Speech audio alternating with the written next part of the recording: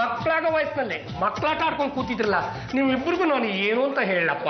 ಅಣ್ಣಯ್ಯ, ದೊಡ್ಡವ್ರು ಏನ್ ಹೇಳಿದ್ದಾರೆ, ನಿಮಗ್ ಮಕ್ಳಾಗೋರ್ಗು ನೀವ್ ಮಕ್ಳ ತರ ಇರಿ ಅಂತ. ನಾಳೆ ನಮ್ ಹುಟ್ಟೋ ಮಗುಗೆ ನಾವ್ ಆಟ ಕಲ್ಸದ್ ಬೇಡ್ವಾ? ಅದಕ್ಕೆ ನಾವು ಇವಾಗಿಂದಾನೇ ಚಂದಾಟ ಆಡ್ತಾ ಇದೀವಿ. ನಮ್ಮ ಅಳಿಯಂದ್ರಿಗೆ ಮಾತ್ರ ಬುದ್ಧಿ ಇಲ್ಲ ಅಂತ ನಾನು ತಿಳ್ಕೊಂಡಿದ್ದೆ. ಲೇ ದೇವ್ರು ಕೊಟ್ಟ ತಂಗಿ, ನಿನ್ಗೂ ಕೂಡ ಸ್ವಲ್ಪ ಬುದ್ಧಿ ಇಲ್ವಲ್ಲ?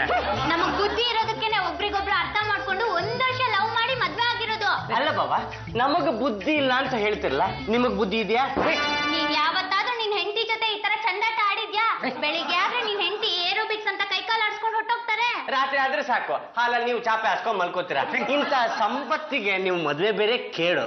ಬುದ್ಧಿ ಇಲ್ದೇ ಇರೋರ ಹತ್ರ ಏನಪ್ಪ ಮಾತಾಡ್ತೀರಾ? ಬನ್ನಿ ನಾವು ಚಂದಾಟ ಆಡೋಣ. ಇದೇನಪ್ಪ ಪೆಟ್ರೋಲ್ ಮೇಲ್ ಬಂದ್ಬಿಡ್ತು? ಅದೇ ನಾನು ನೋಡ್ತಾ ಇದ್ದೀನಿ. ಓ, ಪೆಟ್ರೋಲ್ ರೇಟ್ ಇಳಿದೋಗ್ಬಿಟ್ಟಿದೆ. ಇಳಿದಿರೋದು ಪೆಟ್ರೋಲ್ ರೇಟ್ ಅಲ್ಲ ಕಣ, ನಿಮ್ಮಿಬ್ಬರ ಬುದ್ಧಿಮಟ್ಟ. ನಾನು ಚಾಪೆ ಮೇಲೆ ಆದ್ರೂ ಬಿದ್ಕೋತೀನಿ, ಇಲ್ಲ ಶರ್ಟ್ ಬಿಟ್ಬಿಟ್ಟು ಬರೀ ನೆಲದ ಮೇಲೆ ಮಲ್ಕೋತೀನಿ. ಅದನ್ನ ಕಟ್ಕೊಂಡು ನಿನಗೆ ಏನು ನನಗೆ ಬುದ್ಧಿ ಇಲ್ವಾ? ಈಗ ತಮಗೆ ಅದೆಷ್ಟು ಬುದ್ಧಿ ಇದೆ ಅಂತ ಸಾರ್ವಜನಿಕರ ಮುಂದೆ ಪ್ರದರ್ಶನ ಆಯ್ತಲ್ಲ.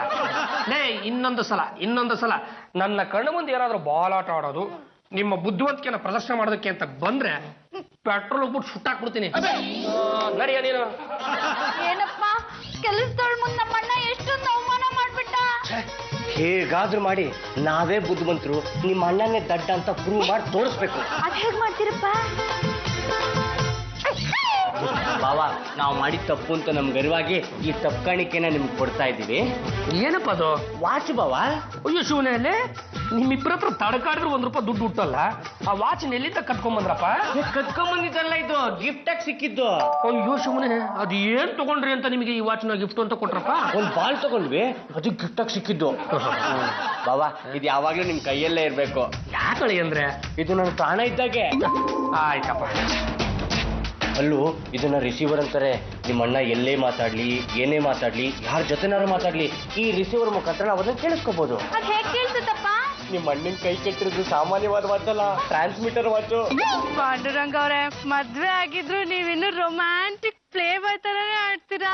ಅಲ್ಲ ನೋಡು ರೇಷ್ಮಾ, ನಾನು ಹೇಗೆ ಹೇಳ್ತೀನಿ ಅಂತ ನೀನು ಯಾವುದೇ ಕಾರಣಕ್ಕೂ ಬೇಜಾರು ಮಾಡ್ಕೋಬಾರ್ದು.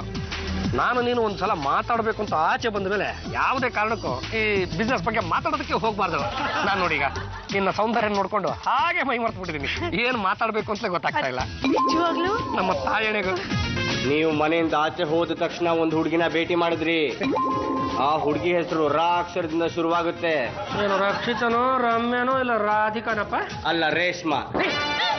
ಏನಪ್ಪ, ಆ ಹುಡುಗಿ ಯಾಕೆ ನಮ್ಮಣ್ಣನ್ ಗಂಟ್ಬಿದ್ಲು? ಆ ಹುಡುಗಿಗೆ ಒಂದು ಸೈಟ್ ಕೊಡಿಸ್ತೀನಿ ಅಂತ ಹೇಳಿದ್ದಾರೆ.